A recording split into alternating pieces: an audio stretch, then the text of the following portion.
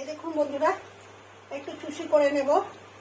শীত তো চলে যাওয়ার মুখে, তা দাদা ভাই বলতে চুষি খাওয়া হয়নি, তাই যে একটু চুষি করতে বসে গেছি। এই যে এইভাবে সব করে নেবো চুষিগুলো। আর এখানে দেখুন দুধটা একদম মালাইয়ের মতন করতে দিয়েছি, দেখে বুঝতেই পারছে যে দুধটা কতটা ঘন হচ্ছে।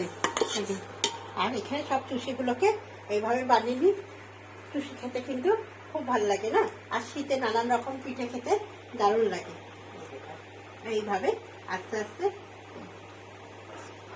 সব চুষিগুলো আমি বানিয়ে নেবো।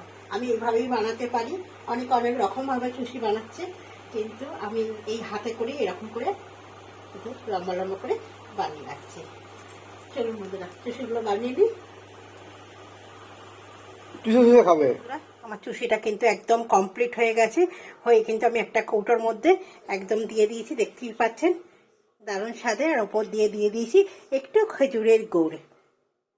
দারুণ দারুণ একদম পুরো ওটা দুধের কালার, আর তার উপরে কিন্তু খেজুরের গুড়। অসাধারণ খেতে। কেমন লাগবে আপনারা একটু কমেন্ট করে জানা দেবেন। এইরকম একদম মালাই মার্কে চুষি পিঠে। এবার ছেলেকে দিয়ে একটুখানি, ছেলে খেয়ে বলুক যে কেমন চুষিটা হয়েছে। ওকেই প্রথম দিচ্ছি, ওকে দেখো কেমন হয়েছে। আরে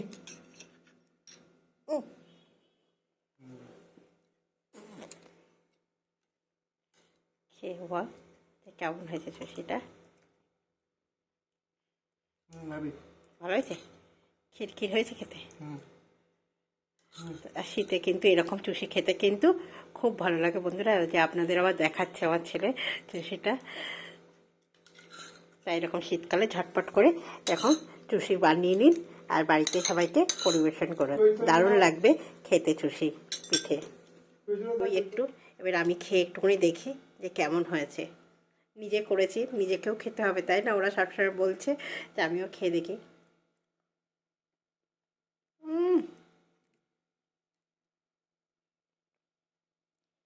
দারুণ স্বাদ হয়েছে, দারুণ খেতে হয়েছে, পুরো ক্ষীরের মতন হয়েছে খেতে।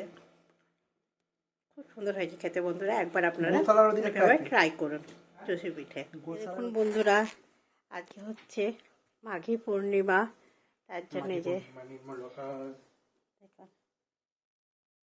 সুন্দরভাবে আগেই তো আপনাদের গাছের ফুলগুলো আমি ভিডিও করে দেখিয়েছিলাম, গাছের ফুল হয়েছে, সেইগুলি কিন্তু আজকে আমার সোনা বাবাদের সব দেওয়া হচ্ছে মেয়েকে, আর দাদা ভাই দিচ্ছে।